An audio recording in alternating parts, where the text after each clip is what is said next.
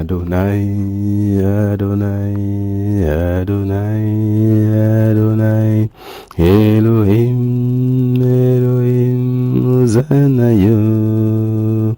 Unchevaroyos mincheveose, Hosanayos meroyos unchekintore, Hosanayos mincheveras untekinto yosofero shekintorazome. Mincheverazo mintekinto yosofero shekintorazo minchekeve yosofaroi, Incheveazone yosofero shekintorazavo yesunchevaroi. Hosanna yoyos minchevo, Hosanna yoyos merazo, Unchevaroyos minchekintore yos mincheverazoe.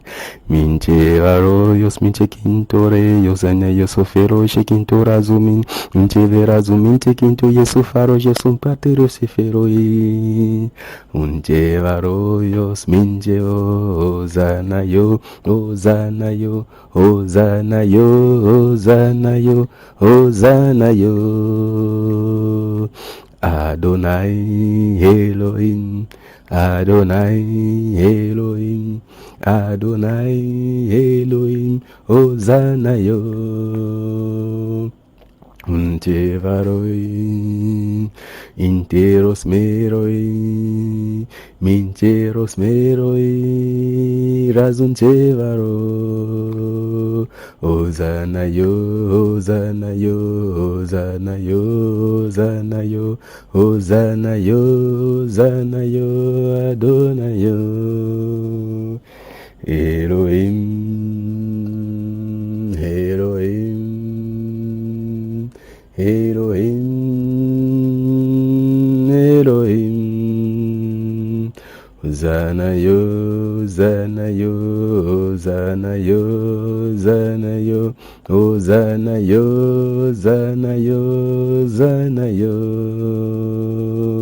Elohim eos minchevaroyos interos mero shekintorazo, Yezovaros mentekinto Yesuoyos minchevaroi. Minteos mentekero sheraoi, Minteros eos eferos meoi, Intorazo yesuntekintore shekintorazori. Hosanna yo, Hosanna yo, Hosanna yo, Hosanna yo, Hosanna yo, Hosanna yo, Hosanna yo. Bonjour, bonjour. Soyez bénis comme vous êtes connectés pour écouter ce petit message que nous avons à partager aujourd'hui. Et par la grâce de Dieu, que la grâce de l'Éternel soit sur vous et vous bénisse davantage. Aujourd'hui, nous allons lire un texte tiré de Apocalypse 8, versets 8 à 11. Apocalypse 8, versets 8 à 11. Le deuxième ange fit sonner sa trompette. On eût dit qu'une grande montagne embrasée était précipitée dans la mer. Le tiers de la mer devint du sang. Le tiers des créatures vivant dans la mer périt, et le tiers des navires fut détruit. Le troisième ange fit sonner sa trompette, et du ciel, un astre immense tomba, brûlant comme une torche. Il tomba sur les tiers, sur le tiers des fleuves et sur les sources d'eau. Son nom est absinthe.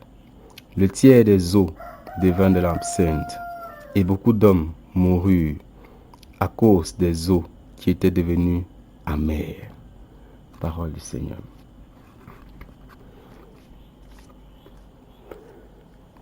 Bien-aimés, aujourd'hui, l'Éternel nous attire notre attention sur notre façon de vivre et sur les choix que nous faisons dans nos vies. Parfois, nous oublions Dieu et nous ne lui donnons pas la place qu'il a dans notre vie. Et ce fait-là nous conduit tout droit, tout simplement, à la perte. Or, si nous donnons la place de Dieu dans notre vie et que nous reconnaissons qu'il n'y a que lui, que ce n'est que lui qui est le chemin, ce n'est que lui qui est la solution, ce n'est que lui qui est l'étendard de notre vie, ce n'est que par lui que nous avons le salut. Alors là, lui, il agira dans notre vie. Mais lorsque nous mettons notre propre confiance en nous-mêmes, en ce que la création humaine peut faire, en ce que l'intelligence humaine peut faire, c'est-à-dire à la croyance à la science, ce que certains appelleront le scientisme, et à la croyance à d'autres puissances qui sont assujettis au Dieu créateur, parce que Dieu est le créateur de toutes choses. Alors là, la protection de Dieu s'écarte de la vie de ceux qui vont dans ce sillage-là. Dans ce texte, nous voyons comment Dieu, dans sa toute-puissance, fait éclater sa justice. Dans un premier temps, il montre encore sa toute-puissance sur toutes les montagnes, c'est-à-dire sur tous les lieux occultes, sur tous les lieux secrets, sur toutes les forces de ce monde-ci où les hommes vont pour se lever, pour faire des incantations et autres choses. Dieu montre sa toute-puissance dessus. Et elles sont pulvérisées par le feu. Dieu montre encore sa toute-puissance sur toute puissance des eaux et sur toute la création qu'il y a dans ces eaux, auxquelles plusieurs vont prêter allégeance pour avoir du refuge et du secours et les biens matériels de ce monde. Dieu montre encore sa toute-puissance sur ces esprits-là. Dieu montre sa toute-puissance sur ces eaux. Dieu montre sa toute-puissance sur toute la créature qui vit dans ces eaux, pour montrer qu'il est Dieu. Il est le Dieu tout-puissant. Et aucune puissance, aucun esprit dans les eaux n'est supérieur à lui, parce qu'il est le Dieu souverain, parce qu'il est le Dieu tout-puissant. Donc, bien aimé, cela ne sert à rien d'aller faire des allégeances aux esprits des eaux, alors que l'Éternel des armées est là. L'Éternel des armées est là pour garder son peuple, pour le bénir, pour le secourir. Donc, évitons d'aller dans les choses qui ne sont pas de Dieu. Bien aimé, l'Esprit de Dieu veut faire passer un message. Revenez à l'Éternel des armées. C'est lui le seul et l'unique vrai Dieu. Ce n'est qu'en lui qu'il y a le secours. Ce n'est qu'en lui qu'il y a la vie. Lorsque l'homme, par ses propres moyens, s'en va recourir à des forces qui ne sont pas de Dieu, à des forces qui sont assujetties à Dieu, à des forces qui ne rivalisent même pas, parce que ce ne sont pas des dieux en fait. Il n'y a qu'un seul et unique Dieu, le créateur de tout l'univers. Et lorsque l'homme se prête allégeance à ces forces-là, il est dans l'emprise de ces forces-là. Et tôt ou tard, voilà la fin que l'Éternel parle. Tôt ou tard, Dieu triomphera de ces forces-là et il montrera toute sa gloire. Rappelons que ce texte est tiré du livre d'Apocalypse, c'est-à-dire la révélation, dont les choses qui arrivent et qui arriveront certainement. Et Dieu ne ment jamais. Et il triomphera toujours sur toute la puissance qui vit sur cette terre, dans le ciel, sur la terre et dans les enfers, parce que c'est lui le créateur ultime. Dans ce passage également, nous voyons comment, quelle que soit l'intelligence que l'homme a pu avoir pour créer des infrastructures, pour dompter les lois de la nature, les lois physiques, ces créations seront toutes détruites. Parce que parfois, certains groupements croient à la toute-puissance de la science. en oubliant que c'est Dieu qui donne l'intelligence, que c'est Dieu qui donne la sagesse, c'est Dieu qui pourvoit à toutes sortes d'intelligence ultime. Et quand l'homme se tourne vers ces choses matérielles pour mettre toute sa confiance en elles, pour mettre toute sa foi en elles, elles sont en train de se détourner de la voie de Dieu. Elles sont en train de se détourner de Dieu parce que c'est Dieu qui pourvoit cette intelligence-là. C'est Dieu qui donne cette sagesse-là. Quand bien même ils s'en vont prendre cette intelligence dans le monde obscur, en oubliant que toute chose a été créée par Dieu et le monde obscur n'a que triché ce que Dieu a créé. Donc bien aimé, la croyance à l'intelligence, au scientisme et autres n'est que passager, parce que l'Éternel Dieu est Dieu et il est souverain. Et rien dans ce monde, visible ou invisible, n'est comparable à lui, parce qu'il est tout puissant. Il est tout puissant.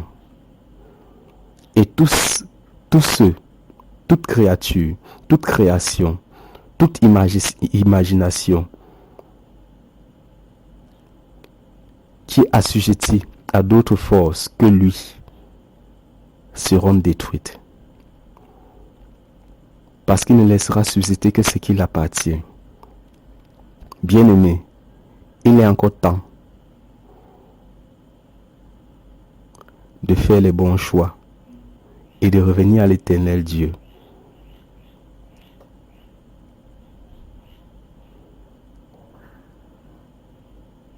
Que ces choses qui embrigadent l'Église, qui embrigadent le monde, qui embrigadent la création de Dieu,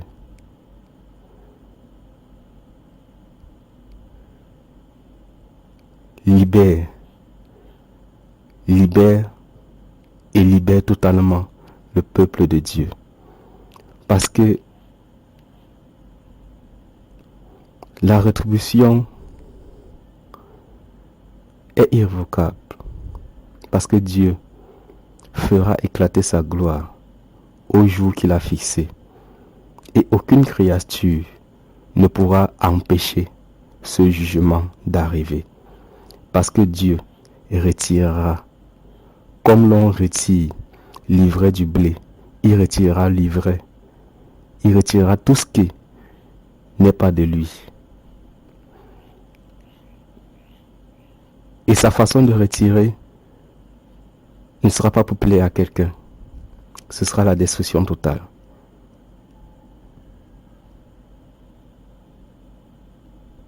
Parce que Dieu ne regardera plus aux apparences. Il regardera à ce que l'homme est réellement, à ce que ces créatures sont réellement. Il apportera sa rétribution et il frappera. Bien-aimé, avant que ces choses-ci n'arrivent, Dieu a envoyé des personnes vers toi. Dieu a envoyé des personnes vers toi pour te parler. Dieu a envoyé des gens pour te conseiller, pour t'appeler au salut, pour te pousser au changement, afin que tu reviennes à Christ, afin que tu parles le même langage que l'Éternel des armées, afin que tu vives la vie que lui, il a prévu que tu vives. Bien-aimé, si tu n'as pas encore fait ce pas pour venir à Dieu, le moment est venu pour toi de le faire. Le moment est venu pour toi de marcher selon la voie de Dieu et de dire à Dieu, Seigneur, me voici, je reviens à toi, je marche dans ta voie et je vis pour toi. Donc bien-aimé, sors de ces alliances, sors de ces voies qui n'honorent pas Dieu et reviens à l'Éternel des armées. Quel que soit l'endroit où tu es, quel que soit le degré d'enfoncement dans lequel tu es, bien-aimé, je viens te dire aujourd'hui, Dieu a encore la possibilité de changer cette atmosphère dans ta vie. Reviens à lui et tu trouveras du salut. Bien-aimé, ne laisse pas que tes croyances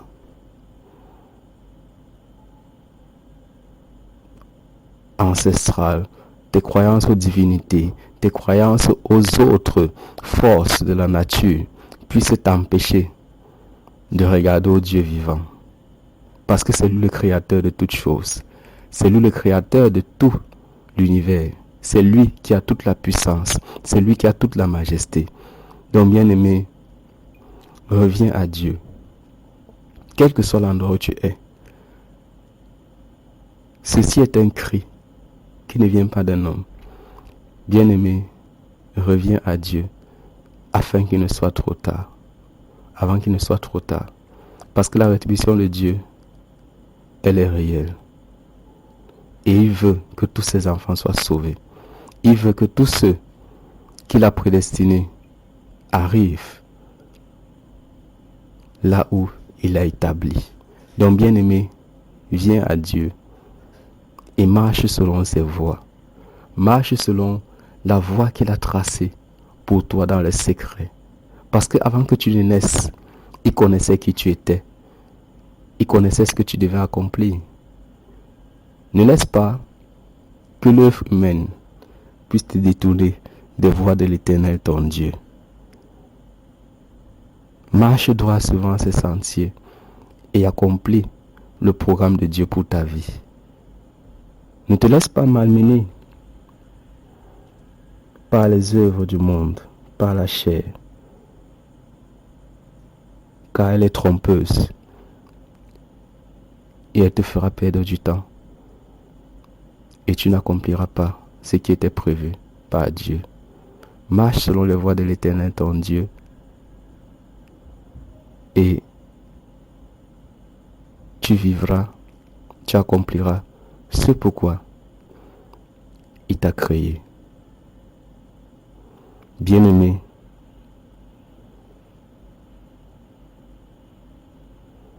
Dieu ne se mélange pas.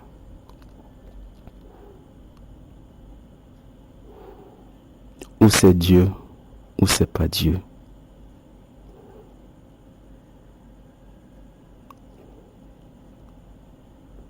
Et Dieu reconnaît ceux qui lui appartiennent. Comme l'ivraie et le blé. Le moment vient où les deux seront séparés. Le bon grain sera élevé et l'ivraie sera dans la destruction. Bien-aimé, il est encore temps. Reviens à Christ et marche droit selon ses voies.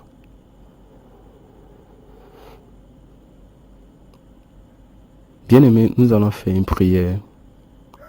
Si jusqu'ici tu n'as pas encore confessé Christ comme Seigneur et Sauveur personnel, je te prie de dire cette prière avec moi.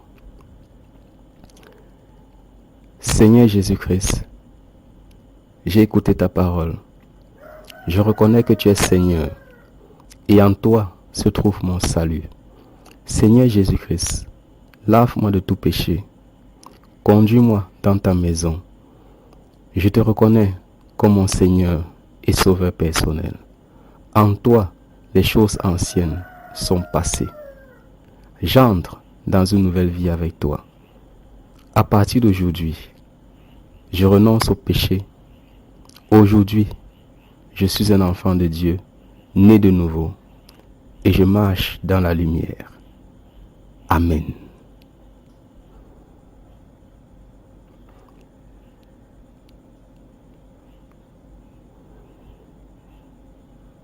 Comme tu fais ces prières, je prie pour toi que l'Éternel des armées te visite, te fortifie et t'encourage dans la voie nouvelle que tu viens de prendre et te guide afin que sa main puissante veille sur ta vie, te protège dans toutes tes voies, te fortifie et te conduise dans le plan parfait qu'il a prévu pour toi. Sois béni, sois béni, sois béni. Que l'Éternel des armées te garde et te fortifie. Amen.